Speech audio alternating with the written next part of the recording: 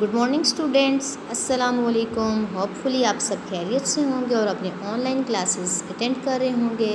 آج ہم نے اردو کی کتاب کا صفحہ نمبر 10 کھولنا ہے، سبق نمبر 4 ہے اور عنوان سردار عبدالرب نشتر۔ سردار عبدالرب نشتر بانی پاکستان کے قریبی دوست تھے، ان کے بارے میں آج ہم نے ڈیٹیل کے ساتھ پڑھنا ہے۔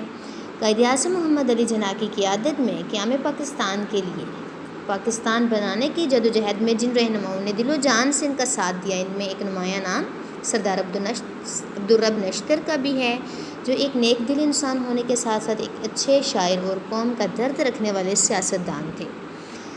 سردار عبدالرب نشتر 13 جون 1899 کو پشاور میں پیدا ہوئے۔ ان کے والد عبدالحنان خان ریلوے میں ٹھیکیدار تھے۔ سردار عبدالرب نشتر نے پہلے کنگ ایڈورڈز کالج پشاور میں تعلیم حاصل کی، اس کے بعد پنجاب یونیورسٹی سے BA کی ڈگری حاصل کی، پھر مزید تعلیم کے لیے علی گڑھ مسلم یونیورسٹی میں داخلہ لیا۔ یہ مسلمانوں کا وہ تعلیمی ادارہ ہے علی گڑھ جس کو سر سید احمد خان نے قائم کیا تھا اور جسے قائد اعظم مسلم انڈیا کا اسلحہ خانہ کہا کرتے تھے۔ علی گڑھ یونیورسٹی کو قائد اعظم کہا کرتے تھے مسلم انڈیا کا اسلحہ خانہ، کیونکہ جو طالب علم وہاں سے تیار ہو کر نکلتا تھا، تعلیم و تربیت حاصل کرتا تھا، وہاں سے جو وہاں قدم رکھتا وہ قومی اور ملی جذبے سے سرشار ہو کر نکلتا تھا۔ علی گڑھ میں سردار عبدالرب نشتر کی ملاقات مولانا محمد علی جوہر، ایک اور سیاسی رہنما ہیں۔ مولانا محمد علی جوہر کی صحبت میں رہ کر ان کے چھپے قومی جذبے اور چمک اٹھے۔ مولانا محمد علی جوہر ان سے بہت محبت کرتے تھے اور انہیں پیار میں سامری یعنی جادوگر کہا کرتے تھے۔ سامری کا مطلب ہے جادوگر، وہ اس لیے کہ سردار عبدالرب نشتر کی شخصیت میں جادوگر کی سی کشش تھی۔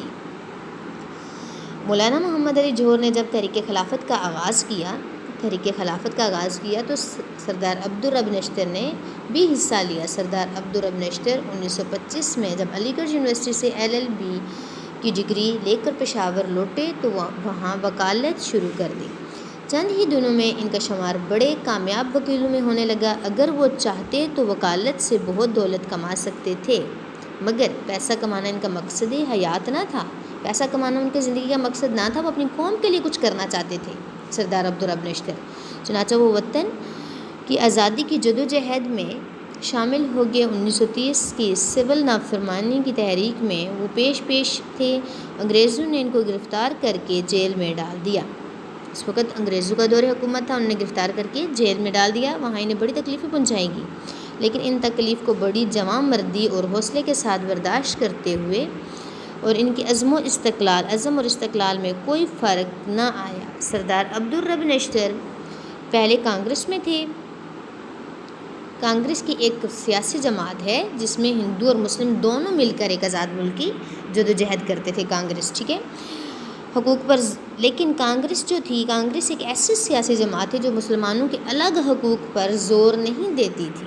یہ صورتحال دیکھ کر بہت سے مسلمان کانگریس سے دور ہونے لگے۔ سردار عبدالرب نشتر بھی اس سے علیحدہ ہو گئے۔ ہمارے جو بانی پاکستان ہیں انہوں نے بھی سب سے پہلے اپنی سیاست کا آغاز کانگریس سے شروع کیا تھا۔ پھر کیا ہوا؟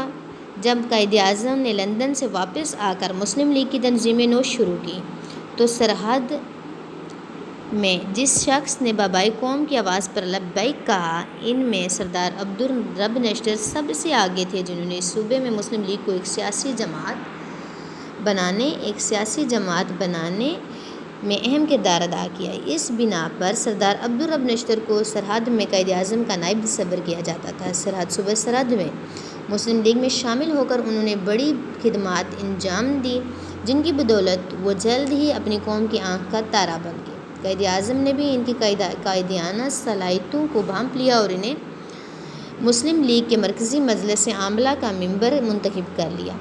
انہیں قائد اعظم کی اور زیادہ قربت حاصل ہوگی اور انہوں نے اپنی سیاسی صلاحیت اور جذبہ خدمت سے قائد اعظم کا دل جیت لیا۔ قائد اعظم ان کی شخصیت سے اتنا متاثر تھے کہ ہر معاملے میں آگے رکھتے، اور جب بھی کسی کام کے لیے کوئی کمیٹی بننی، کوئی وفد کہیں جاتا تو قائد اعظم اس میں سردار عبدالرب نشتر کو ضرور شامل کرتے۔ قائد اعظم 1946 میں شملہ کانفرنس میں جن میں 3 اہم مسلم لیگی رہنماؤں میں اپنے ساتھ لے کر گئے تھے، ان میں سردار عبدالرب نشتر شامل تھے۔ پھر اسی سال جب وائسرائے ہند کے زیر نگرانی کانگریس اور مسلم لیگ اشتراک سے عبوری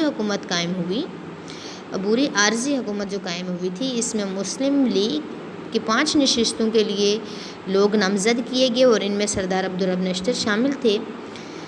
اس کے بعد جب قیام پاکستان کی منزل آئی تو 14 اگست 1947 کی اہم تقریب کے انتظامات کرنے کے لیے قائد اعظم نے انہی کا انتخاب کیا۔ سردار عبدالرب نشتر نے اس حسن خوبی سے انتظامات کیے کہ قائد اعظم بھی دیکھ کر باغ ہو گئے، خوش ہو گئے۔ سردار عبدالرب نشتر کی بڑی خوبی یہ تھی کہ سب سے بڑی خوبی ان کی کیا تھی کہ وہ جو فرائض، جو ڈیوٹی انہیں دی جاتی تھی، انہیں وہ پوری لگن اور جان فشانی سے انجام دیتے تھے۔ قیام پاکستان کے بعد انہیں وزیر مواصلات بنایا گیا۔ قائد اعظم کے انتقال کے بعد وہ صوبہ پنجاب کے گورنر بنے، جہاں وہ 14 اگست 1949 سے 1951 تک فرائض انجام دیتے رہے۔ اس کے بعد جب وزیر اعظم لیاقت علی خان کو شہید کر دیا گیا تو ان کو مسلم لیگ کی صدارت کا منصب دیا گیا۔ مسلم لیگ کے صدر رہے۔ قوم نے اس منصب پر والہانہ استقبال کیا، اس لیے قوم کا ہر فرد ان جیسے بے لوث رہنما کو دل و جان سے چاہتا ہے۔ وہ ایک بلند قامت سیاسی رہنما ہونے کے باوجود سادگی اور انکسار کا نمونہ تھے۔ جب وہ پنجاب کے گورنر تھے تو ان کے بیٹے سائیکل پر کالج جایا کرتے تھے۔ یہ اس بات کا ثبوت ہے کہ انہوں نے قوم کا پیسہ غلط استعمال کبھی نہیں کیا۔ وہ ایک عظیم رہنما ہیں اور کراچی میں تدفین ہوئی۔ مزار قائد کے احاطے میں ہوئی سردار عبدالرب نشتر ایک عظیم سیاسی رہنما تھے جن کے بارے میں آج ہم نے پڑھا ہے کہ ہمیں پاکستان بنانے کے لیے ان کی جدوجہد بہت نمایاں ہے۔ اس کے ساتھ ہم مشکل الفاظ کے معنی جو ہیں وہ کر لیتے ہیں۔ پہلا لفظ ہے کنارہ کش۔ کنارہ کش کا مطلب ہے کنارہ کرنے والا۔ تنظیم نو، نئی تنظیم بنانا، نئی تنظیم کرنا۔ عبوری، عارضی۔ صف اول، پہلی صف اول میں رہتے تھے، کس چیز کے لیے؟ قیام پاکستان کے لیے۔ مقصد حیات، زندگی کا مقصد۔ سرشار، پرجوش۔ قربت، نزدیکی۔ منصب، عہدہ۔ تدفین، دفن کرنا۔ باغ ہونا، بہت خوش ہونا۔ والہانہ، پرجوش۔